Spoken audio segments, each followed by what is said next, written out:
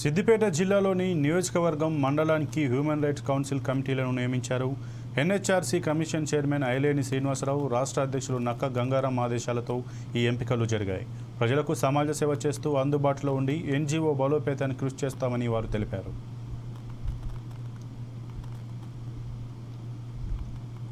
National human rights council NGO ఆధ్వర్యంలో కొత్తగా సభ్యుల నియామకం పత్రం అందజేయడం జరుగుతుంది.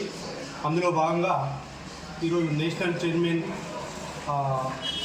ఐలేని శ్రీనివాసరావు గారి ఆదేశాల మేరకు, అలాగే రాష్ట్ర అధ్యక్షులు నక్క గంగారాం గారి ఆదేశాల మేరకు ఈరోజు కొత్త సభ్యులకు నియామక పత్రం అందజేయడం జరుగుతుంది. అందులో భాగంగా గద్దల రమేష్ డిస్టిక్ జనరల్ సెక్రటరీగా ప్రకటిస్తాను. అలాగే పంజాబ్ సంపత్ కుమార్ కాన్స్టెన్సీ కన్వీనర్గా అతనికి పోస్టింగ్ ఇవ్వడం జరుగుతుంది. అలాగే జాల శ్రీనన్న గారిని డిస్టిక్ సోషల్ మీడియా కన్వీనర్గా తనకు అవకాశం ఇవ్వడం జరిగింది.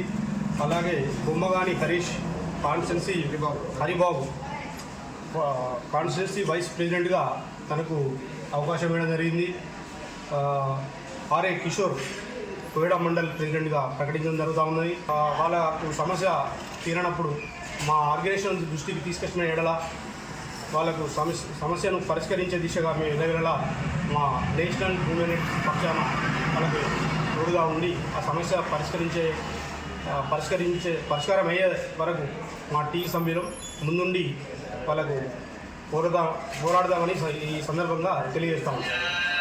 National human rights council NGO ఆధ్వర్యంలో